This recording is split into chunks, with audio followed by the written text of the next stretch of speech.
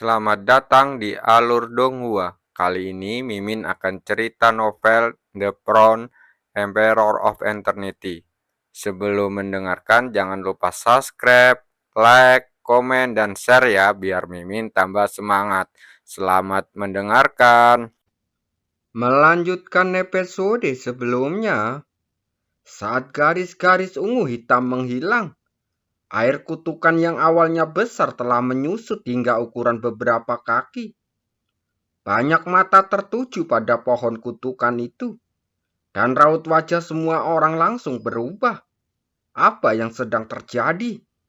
Wajah Yohuan tampak serius. Ia menatap pohon hitam di bawah, lalu membeku untuk beberapa saat. Mungkinkah informasi kita salah? Dan air kutukan ini tidak seharusnya digunakan di sini. Mendengar ini, semua orang terlihat bingung dan tidak dapat mengetahui alasannya. Cukuang Seng mengepalkan tinjunya, wajahnya juga dipenuhi kebingungan. Dari mana datangnya air kutukan ini? Karena air itu benar-benar mampu mengikis pohon raksasa setinggi 1000 kaki. Menjadi hanya beberapa kaki saja. Tepat ketika semua orang merasa kebingungan, tiba-tiba terdengar suara retakan dari pohon kutukan itu. Retakan dengan cepat menyebar dan akhirnya menutup seluruh permukaan pohon itu. Kemudian terdengar suara ledakan. Lapisan kulit kayu pada permukaan pohon itu meledak, menampakkan batang pohon yang halus. Semua orang segera menoleh ke sana. Dan seketika itu juga, raut wajah mereka menunjukkan ekspresi terkejut. Karena apa yang tampak di hadapan mereka saat ini bukanlah batang pohon kutukan yang sebenarnya. Tulang manusia. Wajah Cukuang Seng langsung berubah saat dia melihat kerangka seperti batu giok muncul di depannya. Ada cairan kristal mengalir di dalamnya, dan gelombang aura yang tak terlukiskan menyebar darinya. Ini sumsum dewa. Ia menatap cairan kristal itu. Ekspresinya langsung terkejut. Dan tanpa sadar matanya menatap salah satu tulang tangan kerangka itu. Benarkah? Pupil matanya tiba-tiba mengecil. Dan ekspresi ngeri muncul di wajahnya. Tulang tangan ini sama persis dengan yang terlihat di kotak gantung hari itu. Apa yang sedang terjadi? Tanya Cukuang Seng dengan ekspresi ketakutan. Semua ini jauh melampaui harapannya. Apa yang harus kita lakukan sekarang? Yahoan melirik kerangka kristal itu, lalu berkata dengan ekspresi muram. Jika tebakannya benar, benda ini pastilah kerangka sang penyihir. Cukuang Seng menggelengkan kepalanya dan tersenyum pahit. Mereka bahkan tidak tahu alasan di balik situasi saat ini. Jadi bagaimana mereka bisa tahu bagaimana harus menghadapinya? Kita mundur dulu, lalu memimpin jalan untuk mundur ke belakang. Melihat hal ini, ketiga orang lain mundur dan menghindari pohon kutukan yang sangat aneh itu. Para praktisi yang berkumpul di pulau itu juga terbang menjauh satu demi satu. Tidak berani mendekati pohon kutukan itu lagi. Di atas lautan luas, sosok-sosok berdiri di udara. Dan semua orang menatap kerangka itu dengan ketakutan di mata mereka. Di tengah tatapan tegang yang tak terhitung jumlahnya, kerangka itu perlahan berdiri. Sepertinya ada cahaya aneh yang berkelip-kelip di tulang-tulangnya. Jika diperhatikan lebih dekat, ternyata cahaya itu sebenarnya adalah garis-garis ungu hitam yang sebelumnya menghilang. Garis-garis ungu hitam itu melilit kerangka, seolah-olah ingin mengikis sepenuhnya, seperti pohon kutukan sebelumnya. Namun, apa yang terjadi selanjutnya mengejutkan semua orang. Kerangka itu membuka mulutnya, dan gumpalan asap aneh keluar dari mulutnya. langsung menutupi garis-garis ungu hitam.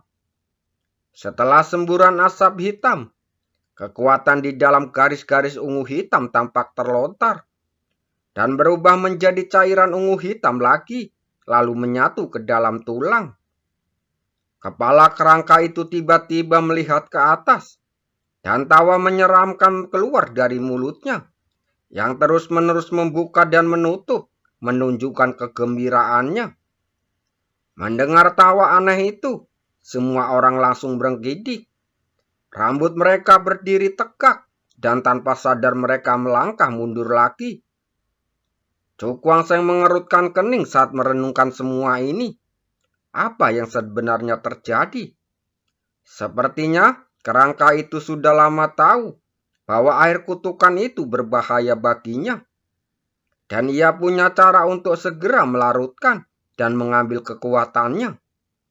Lihat di sana, pada saat ini teriakan kaget tiba-tiba terdengar, menarik perhatian semua orang.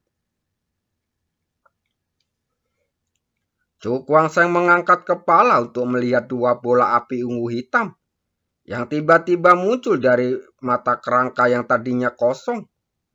Cahaya redup terpancar darinya yang tampak sangat menakutkan.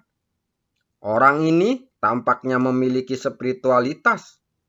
Pupil matanya mengecil tajam saat berkata dengan kaget.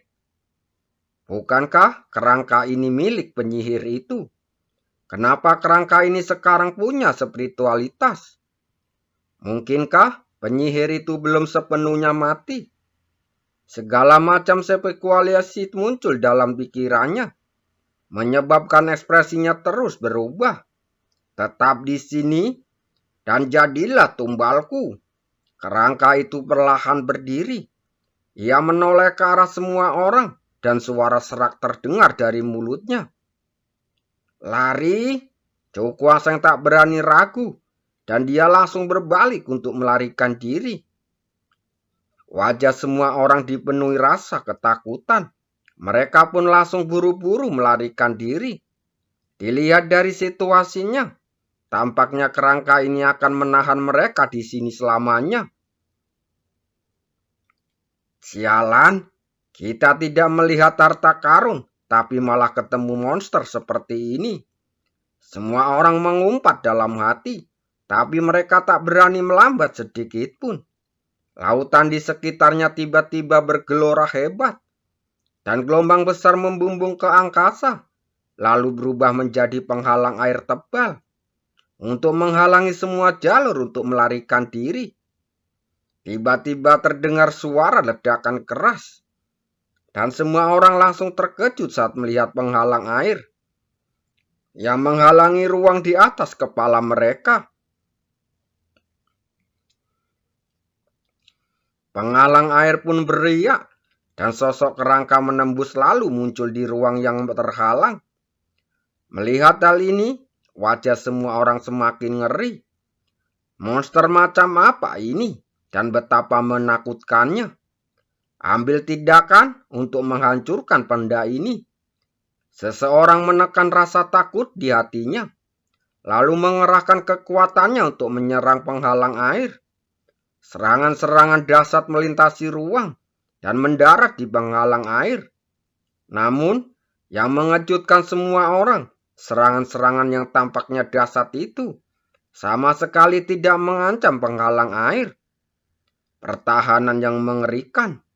Cukuang Seng tampak ngeri. Pertahanan penghalang ini sangat kuat, bahkan melampaui penghalang pintu masuk sumber kutukan. Hehehe. Terdengar tawa aneh, seolah mengejek. Kerangka itu mengangkat tangannya, lalu melambaikan pelan ke arah kerumunan.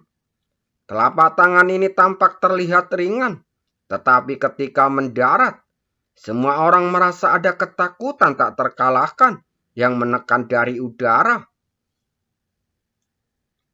Puluhan orang langsung muntah darah dan terpental mundur. Melihat ini, Cukuang Seng langsung merasa ketakutan. Hawa dingin menjalar dari telapak kakinya hingga ke kepala. Kekuatan kerangka ini terlalu mengerikan. Cukuang Seng dan yang lainnya menatap kerangka itu dengan mata terbelalak. Ekspresi mereka dipenuhi rasa ketakutan. Kekuatan benda ini begitu mengerikan dan cukup untuk membunuh mereka seketika. Hehehe, suara dingin itu terdengar lagi, dan kerangka itu perlahan berbalik.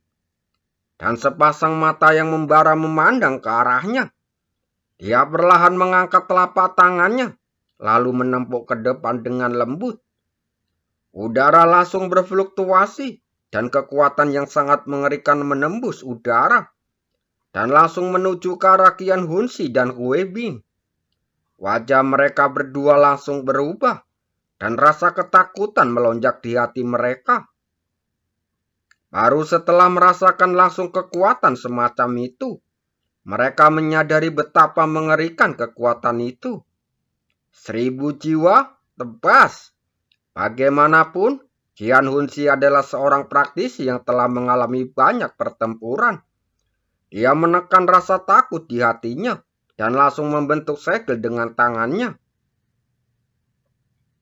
Detik berikutnya, ia menggenggam kedua tangannya lalu menebas ke depan. Cahaya hitam legan melesat keluar darinya, langsung menembus ruang bagaikan kilat, lalu melesat lurus ke depan.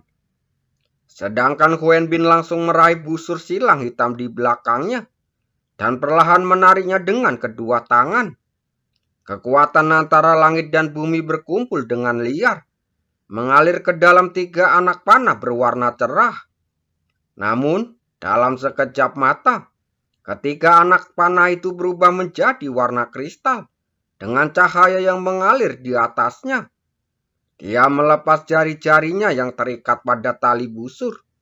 Lalu ketika anak panah itu melesat keluar dari busur secepat kilat, langsung berubah menjadi 3 sinar cahaya yang melesat keluar secara berdampingan.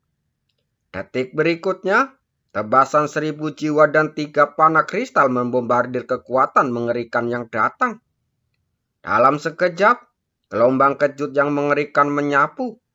Tebasan 1000 jiwa 3 dan 3 panah. Kristal langsung meledak, bahkan tidak mampu bertahan sedikit pun.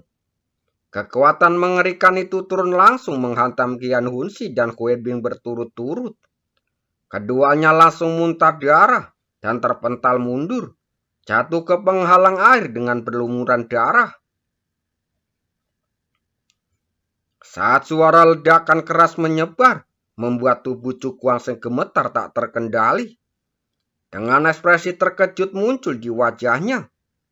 Bahkan dengan kekuatan Qian Hunsi dan Hue Bin, mereka tak mampu menahan kekuatan kerangka itu sedikit pun. Pertarungan antara kedua belah pihak berakhir dengan kekalahan telak dalam hitungan detik.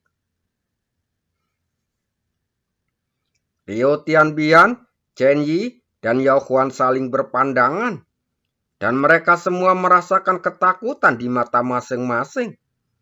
Meskipun kekuatan mereka sedikit lebih kuat dari Qian Hunsi, itu tidak ada apa-apanya dibandingkan dengan kerangka ini.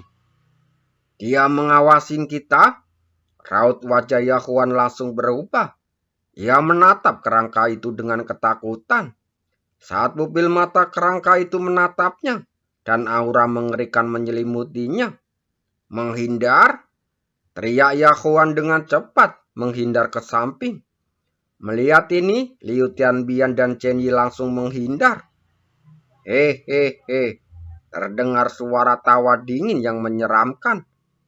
Mata kerangka yang berkedip-kedip itu menatap Liu Tianbian. Lalu tangannya terangkat lagi. Saat berikutnya, Liu Tianbian dan 2 orang lainnya merasa ngeri. Karena mereka merasa ruang di sekitarnya tampak langsung membeku. Dan mereka tidak bisa bergerak sama sekali. Kekuatan mengerikan itu menembus ruang dan langsung menghantam tanpa ampun. Dada ketiga orang itu sedikit runtuh, dan tubuh mereka jatuh ke penghalang air. Hanya dalam beberapa menit, semua orang terjebak di sini dikalahkan. Dan kekuatan bertarung dari kerangka itu tidak diragukan lagi terungkap. Cukuangseng merasakan hawa dingin di sekujur tubuhnya, karena dia merasakan mata kerangka itu tertuju padanya. Tubuh iblis disah. Dia meraung pelan, lalu membentuk segel dengan tangannya secepat kilat. Cahaya hitam melesat ke langit dari atas kepalanya. Saat sinar cahaya melesat keluar dari kristal hitam, lalu saling terkait pada satu titik di ruang angkasa. Kembangkan tubuh iblis dan panggil monumen iblis. Wajah Cukuangseng menegang, segel di tangannya langsung berubah. Ruang tempat cahaya saling bertautan tiba-tiba terkoyak, dan sebuah lubang hitam raksasa muncul di langit. Di dalamnya terdapat energi iblis yang melonjak, dan aura yang sangat dingin menyelimuti ruang tersebut. Energi iblis melonjak, dan sebuah pilar iblis besar jatuh dari langit, lalu menghantam dada Cukuangseng. Cukuangseng perlahan merentangkan tangannya, lalu menyambut monumen iblis itu. Raungan bergegar menyebar di langit, dan gelombang energi iblis melonjak. Sosok muda perlahan melangkah keluar, dan gelombang kekuatan yang sangat dahsyat beriak di sekelilingnya. Pupil mata kerangka itu tampak sedikit berubah, dan dia agak terkejut dengan energi iblis yang melonjak. Jelas, ia sangat terkejut bahwa energi isi iblis semurni itu bisa muncul di tubuh seorang junior. Namun, emosinya hanya bertahan sesaat. Sesaat kemudian, kerangka itu mengangkat telapak tangannya dan perlahan menepuknya ke depan. Udara bergerak, riak-riak pun langsung muncul, seperti kilat menghantam ke arah Cukuangseng. Cukuangseng menarik nafas dalam-dalam, dan kelima jarinya langsung mengepal erat. Energi iblis yang melonjak seolah mengubah daging dan darahnya menjadi kristal hitam. Keluar dari sini, dia berteriak saat meninju dengan ganas. Tinju hitam bagaikan kristal itu melesat keluar dan langsung menghantam riak-riak udara yang menyebar. Dalam sekejap, gelombang kecut dahsyat itu menyapu seluruh ruang, langsung mengguncang penghalang air di sekitarnya dan membuatnya bergetar seolah-olah akan hancur berkeping-keping. Detik berikutnya, tubuh Cukuangseng bergetar hebat dan energi iblis di sekitarnya langsung menghilang. Cahaya hitam melesat keluar dari tubuhnya, lalu menghilang ke dalam celah di angkasa. Tubuhnya terlempar mundur, lalu menghantam penghalang air bagaikan bola meriam, sehingga menimbulkan gelombang besar. Sosok Cukuangseng meluncur turun. Dia menutupi dadanya dengan kedua tangannya saat dia memuntahkan darah. Hanya melalui kontak langsung dia dapat merasakan kengerian kekuatan itu. Bahkan ketika dia mengaktifkan tubuh iblisnya, ia tidak mencapai banyak efek. Udara langsung berfluktuasi, dan kekuatan yang menakutkan itu terhenti sejenak sebelum menyapu kembali, langsung menuju ke arah Cukuangseng yang terluka parah. Cukuangseng menggertakkan giginya untuk menahan rasa sakit yang hebat di sekujur tubuhnya. Tiba-tiba ia menggenggam kedua tangannya, dan cahaya perak yang menyilaukan memantul dari tubuhnya. Setelah itu, angin kencang segera bertiup, dan badai perak raksasa muncul di hadapannya. Gelombang fluktuasi aura yang sangat dahsyat langsung menyebar darinya, mengamuk di angkasa ke segala arah. Pergi, dia melambaikan lengan bajunya. Badai keperakan menerjang keluar, bertabrakan dengan kekuatan yang mengerikan itu. Badai perak itu langsung meletus dengan kekuatan yang dahsyat, dan langsung menyerbu ke arah lawan dengan panik. Namun, perlawanan ini hanya berlangsung sesaat, dan badai perak itu berubah menjadi cahaya perak, lalu melesat kembali dan menyatu dengan dahi Cukuangseng. Cukuangseng langsung mengeluarkan darah dari mulutnya, dan dia terpanting ke penghalang air di belakangnya, menimbulkan suara benturan yang keras. Kekuatan yang mengerikan itu menimpanya, dan dia jatuh di depan mata yang ketakutan. Terima kasih.